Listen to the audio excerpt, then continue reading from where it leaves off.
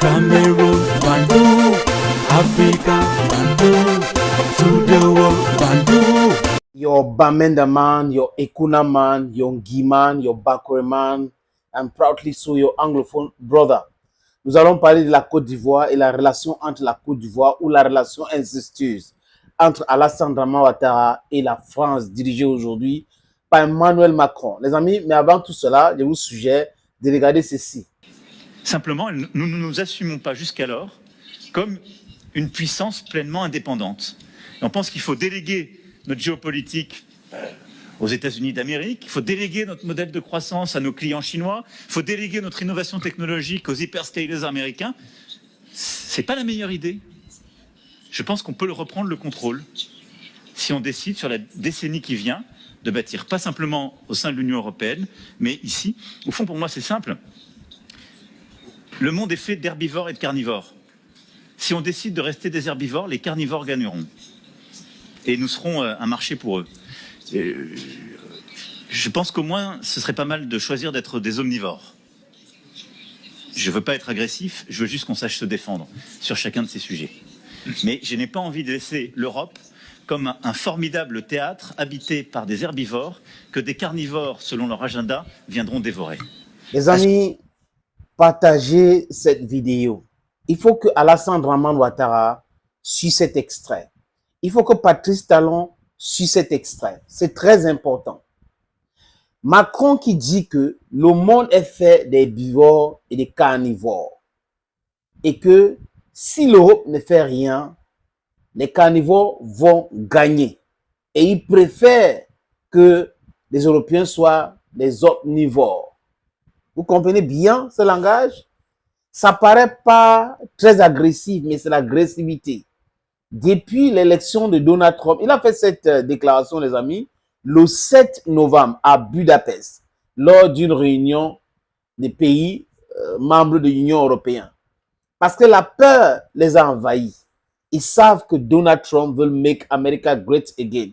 Et c'est uniquement l'intérêt des États-Unis que Donald Trump va défendre. Donc, du coup, il se trouve en position de faiblesse.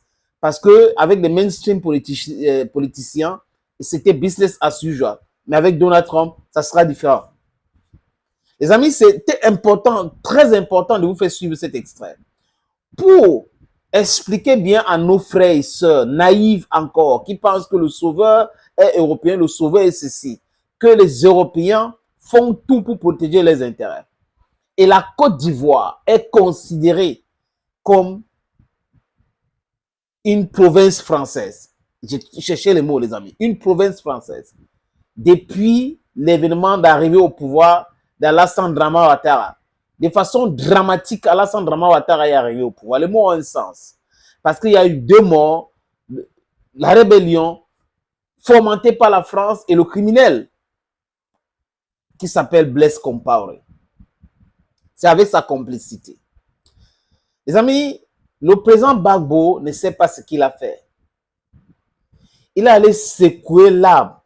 Pour ceux qui ont grandi à Ekuna comme moi, we will go coffee farm for go harvest coffee.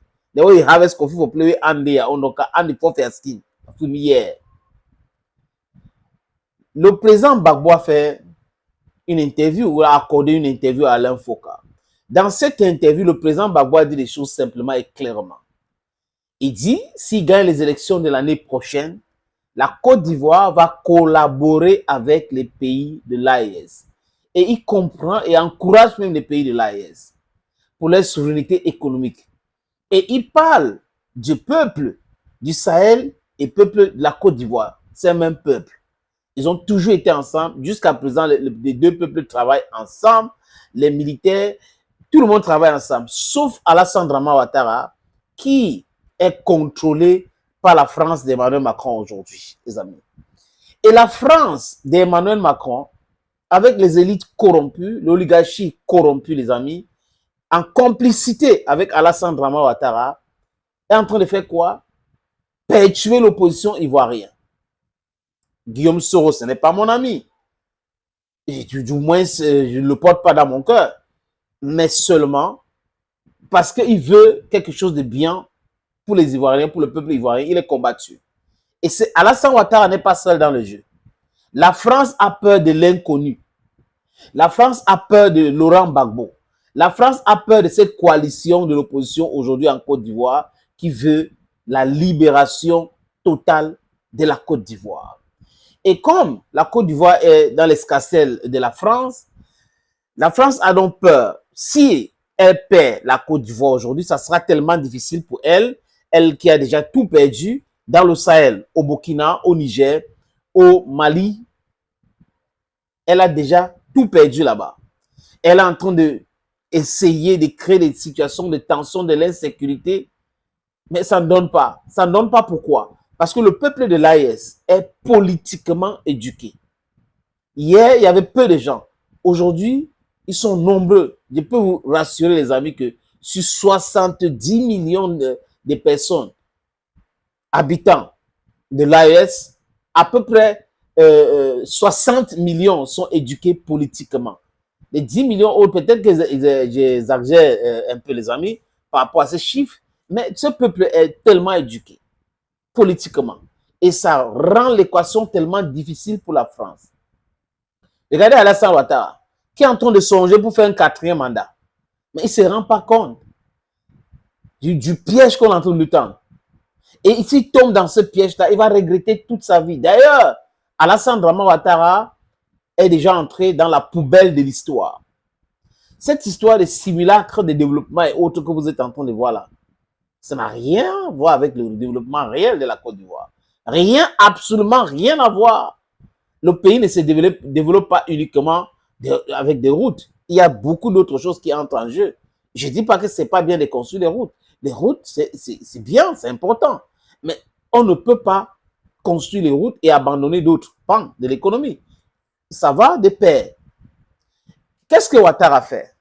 Ouattara écoute, parce qu'il est le seul président africain qui visite l'Élysée comme si c'était sa chambre. Chaque jour, Ouattara en France pour rencontrer Emmanuel Macron. Ouattara doit savoir qu'il a minorité aujourd'hui. Qu'en Côte d'Ivoire, la jeunesse a dit non. La jeunesse, la vraie jeunesse, pas la jeunesse corrompue, pas la jeunesse qui réfléchit avec le ventre, mais cette jeunesse qui veut la souveraineté de l'Afrique.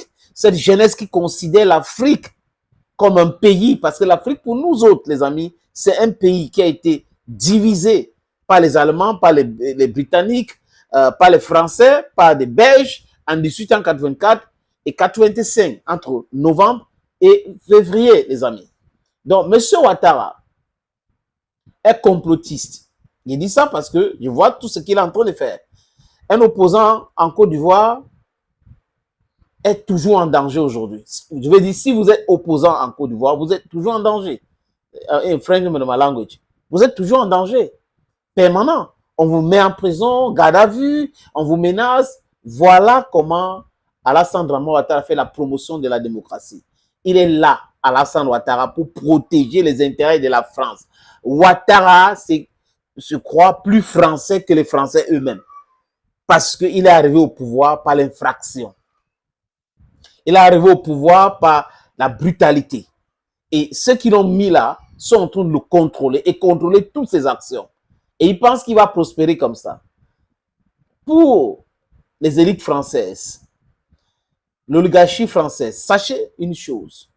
L'Afrique ne vous doit rien. Vous devez tout à l'Afrique. Et vous n'allez jamais maintenir l'Afrique sous votre contrôle éternellement. Ce n'est pas possible. Si votre Macron vous dit que le monde aujourd'hui est fait des herbivores, des carnivores, et vous voulez être omnivore, ça veut du tout. Donc nous, en tant que peuple africain, nous devrons se défendre, bec et ongle, parce que on ne négocie pas sa souveraineté. On ne négocie pas, les amis. It's not possible. It shouldn't be possible. We should not even start thinking about the thing like that because it's total bullshit. Thank you, friends, again, and welcome.